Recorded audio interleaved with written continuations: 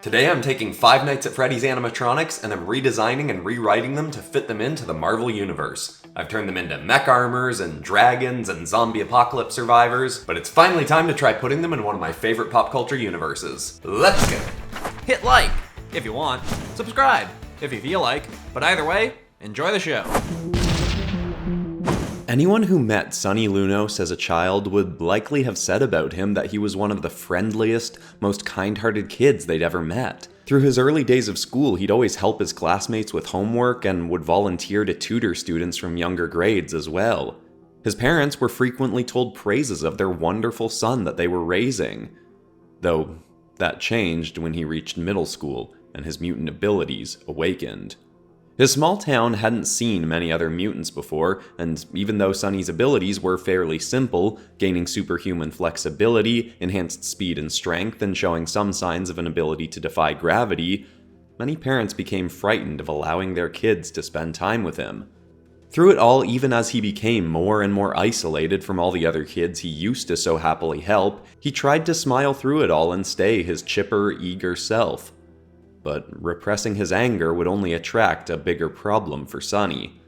By his mid-high school years, his parents had learned of Xavier's school for gifted youngsters and decided to send Sonny there, hoping he could find acceptance from children like himself and finally be allowed to help other students once more. He agreed to go and enjoyed his time there, but still had anger buried just below the surface that needed to be let out, which was fueling something else that had found him. He went through his years at the school, graduated, but then stayed on as a daycare assistant, taking care of the youngest students to attend the school, rare cases where mutant abilities had awakened early in toddlers. Sonny was a bit overly obsessed with tidiness, but aside from that seemed like a perfect person to take care of the young ones. That is, until some of them started complaining about the horrors they'd face in the daycare when the lights went out. Xavier brought Sonny into his office after many complaints had been passed along to teachers from the young students and some of their parents. The children were saying that there was some kind of monster that would come out at night in the daycare, some claiming that Sonny himself would become this thing.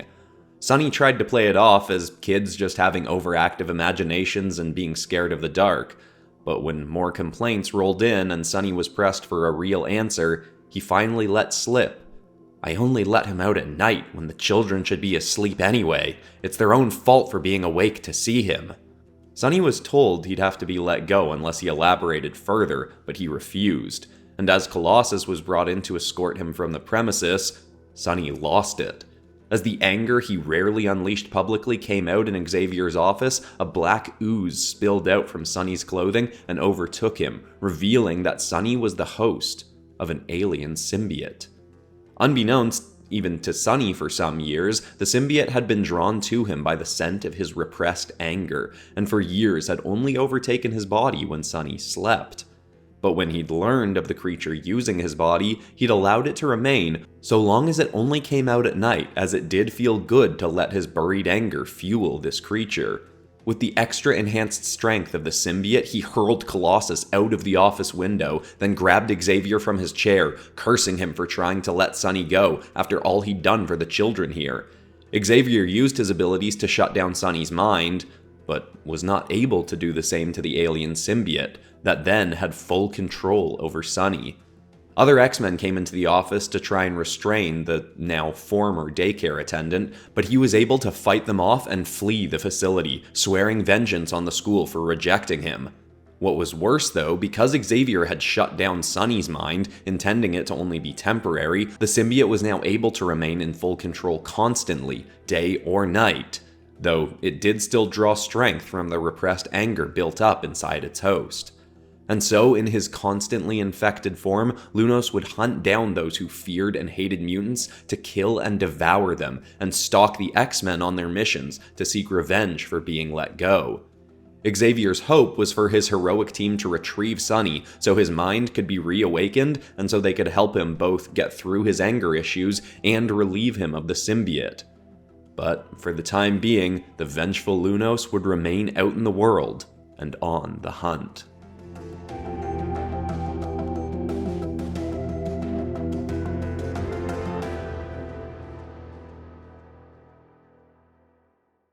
Amber Tochica, more often known just as Chica to her fellow students, was one of the most popular girls in her senior year. She was a party-loving, outgoing, attractive young woman who got along with pretty much everyone. She was famous in hers and surrounding schools for her incredible singing voice and her annual mermaid Halloween costumes that drew the eyes of everyone at the parties she'd attend in them. She always knew the right things to say to get people to like her more and more, which is why it was always so easy for her to lure in her victims. When the first student went missing from a nearby school, it was seen as a tragedy but assumed to be a one-off incident. Until another, a boy from Chica's own school, was found dead in the woods just outside town. People were already suspecting a killer was about when a third incident occurred, this time with both a student being found killed as well as the janitor of the school, a man named Jeremy Fitzgerald, found dead as well. People suspected that the killer had just been after the student, but that the janitor had seen or heard something and tried to intervene, leading to the killer having to take him out as well.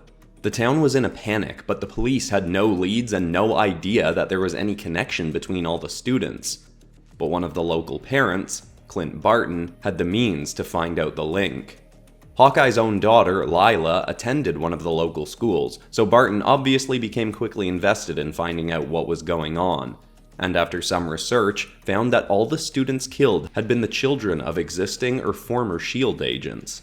More digging on his part then helped him discover that the parents had also been involved in a covert project to create a new, S.H.I.E.L.D.-controlled team of superheroes by enhancing the group of operatives with techno-organic enhancements.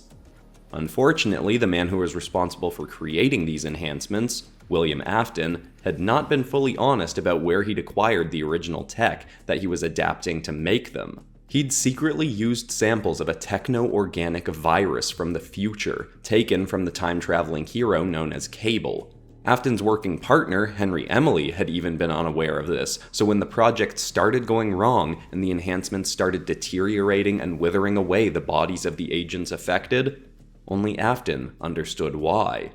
When the truth came out about what Afton had done, he argued his case that it was worth the risk, and that with enough time, he could create a working version of the enhancements.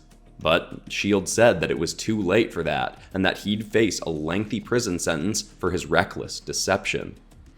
Unfortunately for them, he'd escape punishment and go into hiding. His infected were put into cryotubes to halt the spread of the virus now consuming them, but there was little expectation of recovery, which left Amber Tochica without a mother. You see, Amber's mom, Susie Tochica, had been one of the experimented upon agents, so she was out for revenge on anyone involved, and had learned that many of the S.H.I.E.L.D. agents first put on the project lived in the same town. She'd moved to that town and started exacting revenge by killing the children of these agents. Hawkeye had pieced this all together with the information he could access from S.H.I.E.L.D., but that still left him to hunt her down and confront her. He watched over Chica on a night that she'd set up a date with another S.H.I.E.L.D. agent's son, waiting with his bow ready to strike, but was struck first himself by an unexpected source. He was shot in the back by a pink prototype S.H.I.E.L.D. drone that had once belonged to Amber's mother, that Amber was now using herself to keep a watch over her. Luckily, Hawkeye's suit was bullet-resistant enough to protect him, and he shot down the drone, but that alerted Chica to his presence, and she tried to quickly take out her newest target. Hawkeye managed to stop her and let the boy run away, but his fight that followed with the girl would not be as easy as he'd expect. She was an exceptionally skilled fighter, holding her own as well as any S.H.I.E.L.D. agent could, and she carried with her a fair share of stolen S.H.I.E.L.D. tech that he couldn't understand how she'd acquired. But as their battle went on, it became clear Chica was not working alone. She had a sort of backer, another disgruntled person who wanted revenge on S.H.I.E.L.D., William Afton. He had deceived Amber into thinking that what had happened to her mother had not been his fault, but the fault of others at S.H.I.E.L.D., and he was now continuing his experiments, letting Chica believe that he was doing so to try and heal her mother, when in actuality his main intent was just to make more superpowered beings to go after S.H.I.E.L.D. Hawkeye tried to convince Amber that Afton was the one that she should truly be seeking vengeance against if anyone, but unfortunately, she didn't believe him. This meant that Hawkeye still had to take her down, and he eventually was able to and bring her into S.H.I.E.L.D. custody, but he knew that that was not the end of their problems, as Afton surely had more enhanced killers out there on the hunt, and more in the works, ready to help him exact his revenge.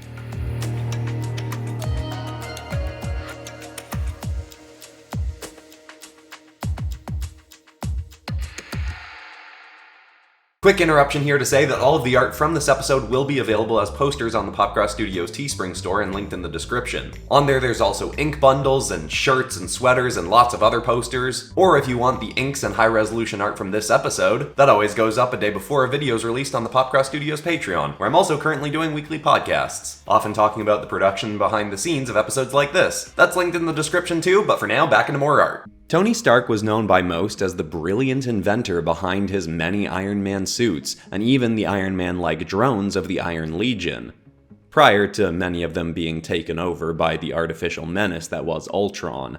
But he wasn't solely responsible for building all of these incredible machines. One man alone could not produce so many suits and drones, and often overlooked are the many Stark employees that assisted him in their construction. One of these men was Edwin Murray. He was a brilliant inventor himself who helped make many of the Iron Legion drones and helped develop their tech to ensure they would exclusively help whoever needed them while the Avengers were busy taking down the big bads. But he also felt that the technology could be used for other reasons. You see, Edwin had a son named David, whom he loved but couldn't always be there to take care of because of his work. His wife had died some years before, so the boy was often left with babysitters, whom David didn't always trust to treat his son right. So David eventually decided that if he could build drones to help save and protect people, he could surely just as easily make one to take care of his son. While he didn't admit that he was doing this to his employers, he was taking discarded pieces of broken Iron Legion drones home to build a new babysitting machine for his son, programming its core functions to protect his son first, and of course protect itself from harm at the hands of anyone other than Edwin, who obviously had to be able to dismantle and alter the machine when need be. To ensure his son wouldn't be afraid of it, he built the drone with an advanced image cloaking feature that would allow it to project a field that made it look like, well, anyone that it wanted to mimic. It could also mimic any voice that it heard as well, so if his son so desired, he could make it seem like various celebrities or superheroes were taking care of him. Edwin initially programmed the drone's movements by having it observe himself taking care of his son, putting him to sleep, cooking him food, and whatnot, so that its core programming was also for child rearing. But eventually that would lead to it wiring into its circuits some more violent actions. After some refining, Edwin believed his creation to be polished enough to leave his son alone with. The drone took care of the boy for a few weeks, and everything seemed to be going fine, until one day Edwin received a call from a neighbor while he was at work. There had been an accident. Edwin raced home to find the drone had failed to save his son from running into the street after a ball, where he was then struck by an oncoming car and killed.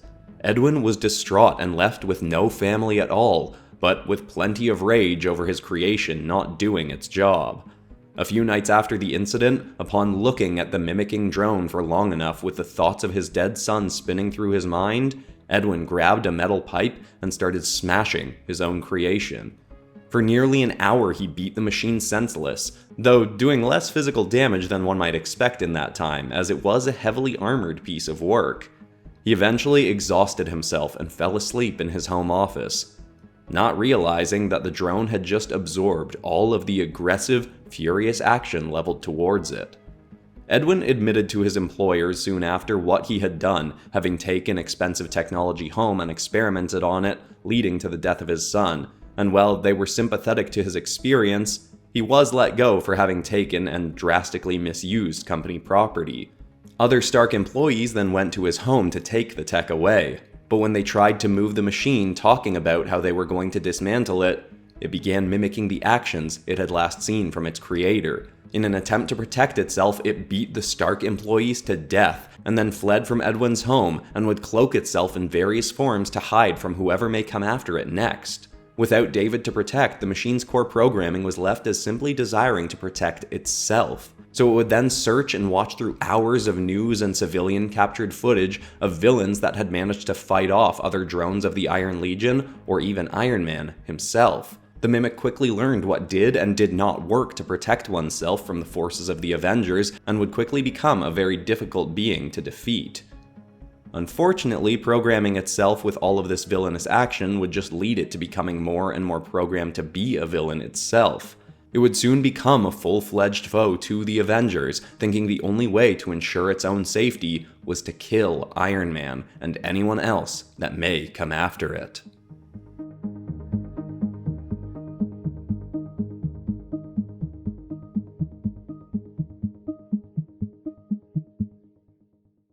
The infamous Dr. Doom, ruler of Latveria, may have been known across the world as a villainous dictator with an obsession for blending science and black magic to make himself more powerful, but this did not make him immune to the very human desire for love. He'd once thought he'd found the love of his life in a woman named Valeria, a dancer who had an incredible singing voice to match, that Doom had grown up alongside. He'd many times tried to win her affections over the course of his complicated life. Their courtship had been trying, to say the least, with him on multiple occasions attempting to deceive her into loving him. She eventually fled to America to escape him and thought she'd be safe there, until he found her once again, swearing that he'd changed his ways. She was eventually swayed and agreed to marry him, not knowing that he was deceiving her once again, but this time for far worse means than just winning her love. You see, Doom, the power-obsessed man that he was, had made a deal with a cabal of nether demons that required Valeria as a sacrifice. As much as it broke Doom's heart to do so, he was told by the demons that he'd be granted immeasurable power in exchange for something in his life of irreplaceable value.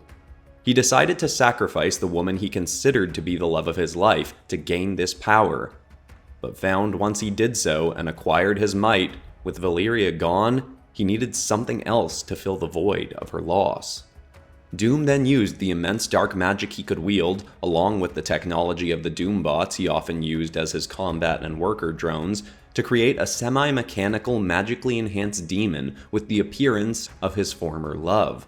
He made her able to dance as well as his late love, and would enjoy watching her move and sway in the way Valeria once had, but at the same time, witnessing this and listening to her haunting singing voice eventually just made him feel worse.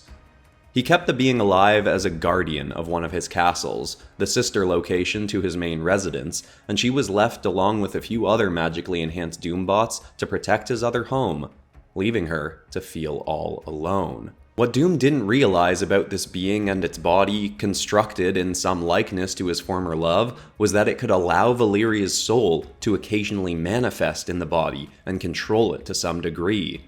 These moments of control were sadly fleeting at best, and she could rarely do much with the time in this body other than consistently look through and control its eyes. She had every intent to gain more control over it, to eventually use it to try and exact her revenge on Doom and stop him from harming anyone else ever again, but grew concerned that he'd be able to see into her eyes and discover that Valeria was in there before she was ready. Because of this, she'd keep her eyes shut anytime Doom came by the castle, swearing to only open them to him when she could finally control the body and use it to end him. Against her will, the body would occasionally be faced with intruders to Doom's second castle, and would then stalk and kill them, again with Valeria then closing her eyes so she wouldn't have to witness the gruesome attacks. She'd also occasionally be sent with Doombots on missions against the likes of the Avengers and Fantastic Four, and fight fairly well against them, despite Valeria often trying to get a message across to them that she needed help and wanted to assist them in defeating Doom. Unfortunately, for the time being, while she worked on gaining more control, she'd have to feel this body she was inside of, doing all manner of villainous things, just waiting for the day she could become strong enough to kill her former love and get revenge on the man that had subjected her to this grim fate.